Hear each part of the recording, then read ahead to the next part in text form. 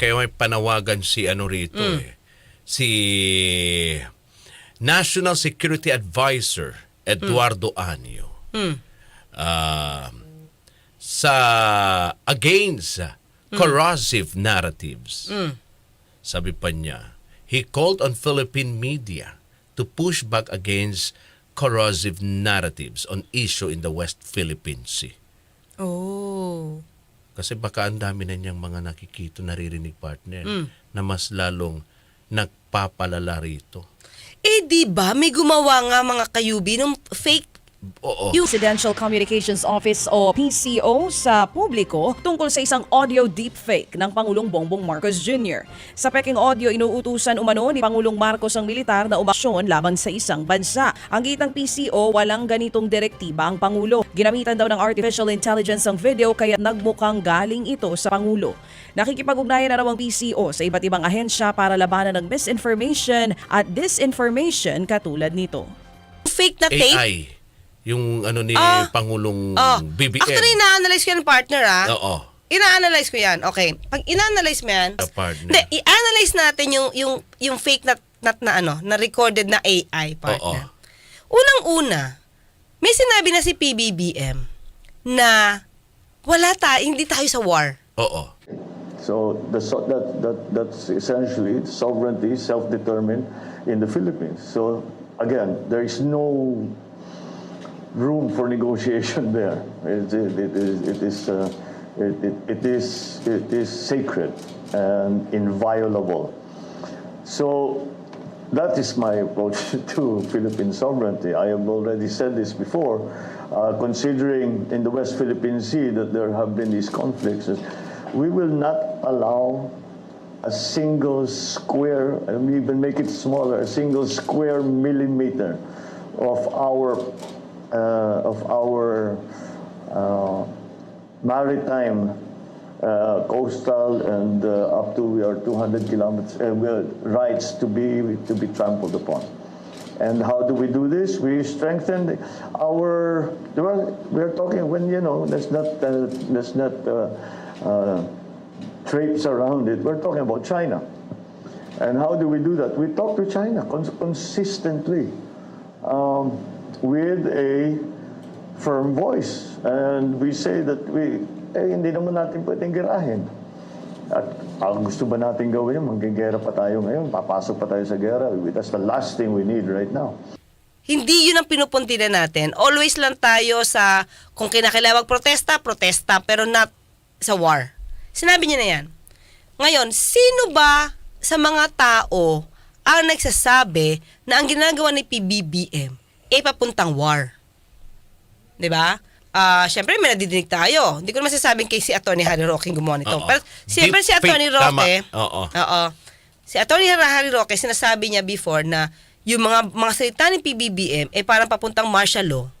Para makapag-declare ng war. Abay, habang ako ay nasa China, nasa Germany naman ang ating PBBM. Bagamat nagsalita na maanghang si Presidente sa Australia na para bagang magsisimula na ang giyera sa panig ng Pilipinas at ng China, abay mas malala ang sinabi niya sa Germany.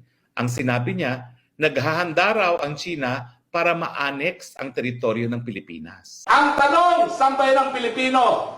Magpapakamatay ba kayo para sa mga Amerikano? Yes! Magpapakamatay ba kayo para kay Marcos Jr.? Yes! Na talaga naman pong binrainwash ng mga Amerikano na sila ay kaibigan natin. Dahil sa American Liberation, mas maraming namatay na Pilipino sa kabobomba ng Amerikano. Iayos ninyo, iwasto ninyo ang inyong mga kasaysayan. Hindi kayo mga Amerikano! Mga Pilipino kayo!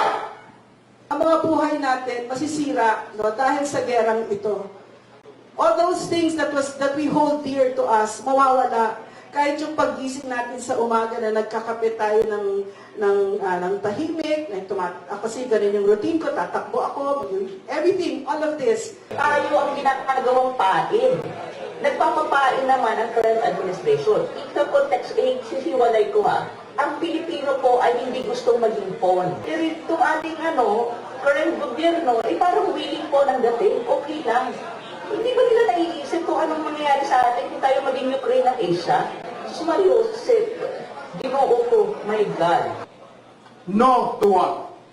Kami po ay kontra sa gera. At seryoso po ang Amerikano na gamitin na instrumento ang Republika ng Pilipinas at ang bayang Pilipino, ang sambayanang Pilipino gamitin sa gera na gagawin nila para bumagsak ang ekonomiya ng Asia at ng Pilipinas. So the United States is there not to modernize the military. The United States is in the Philippines in order to use our military as their mercenary in the proxy war against China. We have always done this in our history. So, di ba? Tapos parang lagi sinasabi na itong ginagawa ni Pangulong Duterte, ni PBBM, ay nagbabadya ng gyera. Di ba? Samantalang yung ibang naniniwala sa sinasabi ni PBBM, hindi yan war, tama lang yung ginagawa. Maraming ganun eh.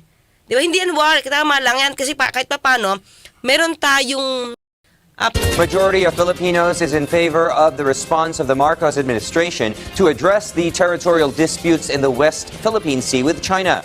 A recent Octa research survey show 61% of Filipinos agree, which is higher compared to the 58% results in the last October 2023. The National Capital Region, or NCR, has the highest rating of 67%, with the lowest being Mindanao at 52%. The agreement rating in socio-economic classes A, B, C, and D rose 4 points, while the percentage points in Class 3 dropped 3 percentage points.